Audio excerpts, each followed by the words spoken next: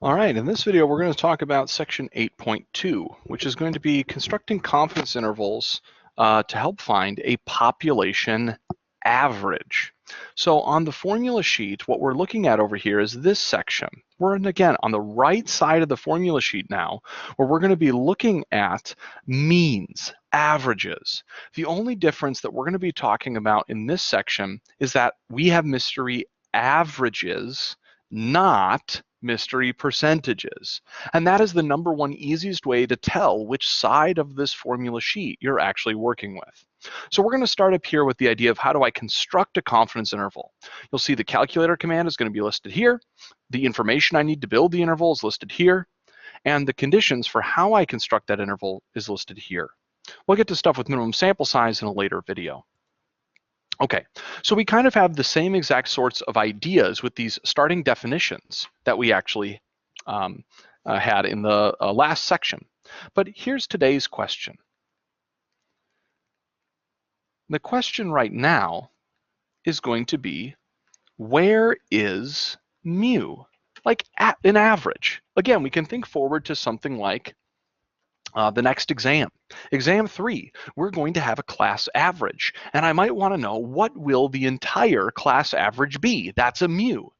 And I don't know what it's going to be, and you don't know what it's going to be. We know that it could be anywhere, I guess, from 0 points average to 150 point average. But other averages can actually exist in all other sorts of places. If I talk about average debt, then I could have averages that come out as negative numbers. I could talk about averages average number of people infected by a disease over a given time period, and I could have numbers that are extremely large. So when I think about averages, my averages can't really be put on a number line that's maybe always fixed in length, but I can still kind of imagine that my average exists somewhere on the number line. Now, the best estimate that I could ever get for an average of a mu is a sample average. And so that would be something like an X bar. Again, we refer to that as our point estimate.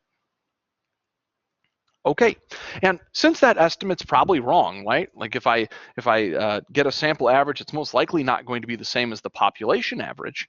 We'll go ahead and build an interval by going up a little bit and down a little bit, and we'll still say that that distance from the middle to the edge is our E, our margin of error. Okay, so we don't have to go through and talk about how to reconstruct one of these intervals because we've already kind of done that in the last video and thought about what all these different pieces actually mean. So here, I'll just go ahead and take a look at the box that's below for our interval. Here's what we have. A C% confidence interval for a population average is given by the following.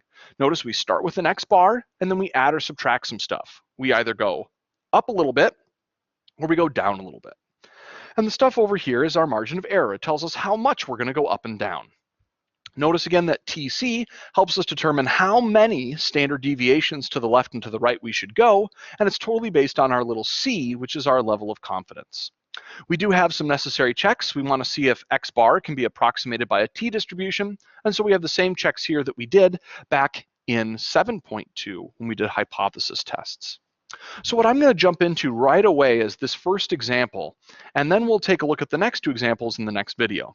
But let's see here how exactly this can work. It's very similar to what we did last time.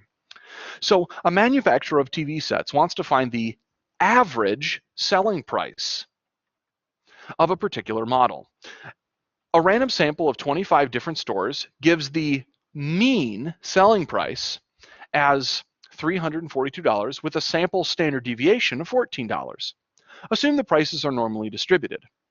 Construct and interpret a 95% confidence interval for the mean selling price of the TV.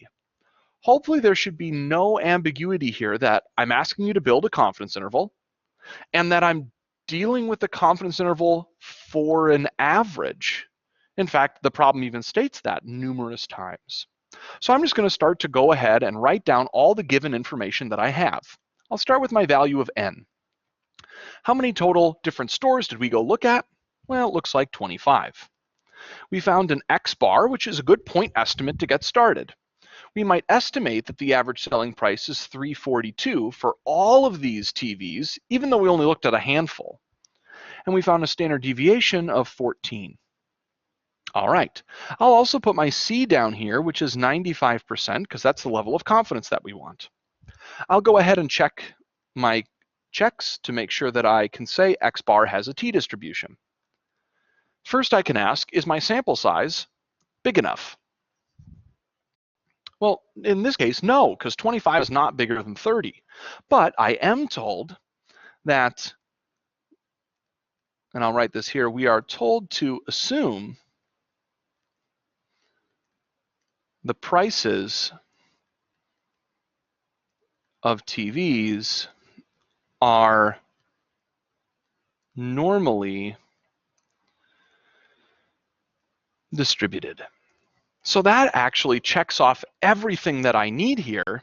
And so I can say X bar has a t distribution. Perfect. That means I'm ready to construct the interval and then provide an interpretation. Fantastic.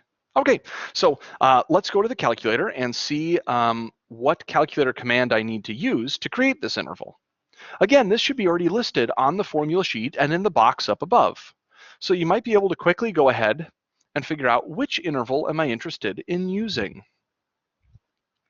If you said that I was going to be interested in a t interval, you would be correct. So that on my calculator is option number 8.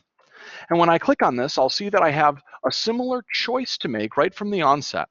I either am going to have data that I've been able to plug into a list, which doesn't seem like I have on this question, or I have stats. So these are the values that it looks like I have, and so I'll go ahead and fill in this information.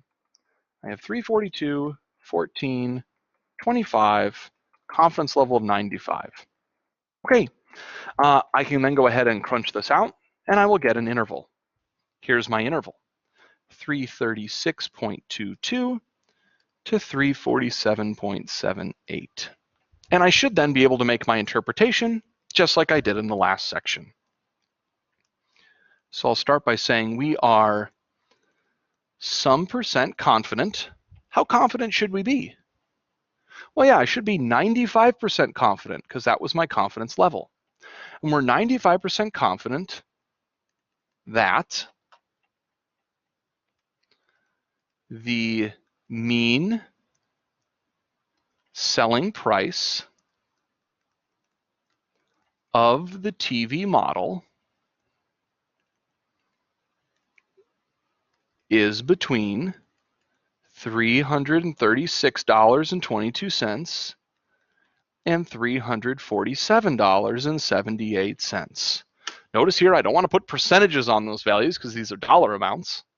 And I know exactly what I'm supposed to write here because I'm even told in the problem that I want to construct a confidence interval for the mean selling price of the TV model. So in my interpretation, I say the mean selling price of the TV model is therefore probably going to be between these numbers. So this is the idea behind section 8.2, and hopefully you would agree it feels very similar to what we had already done in section 8.1. In the next video, we'll take a look at the next 2 examples.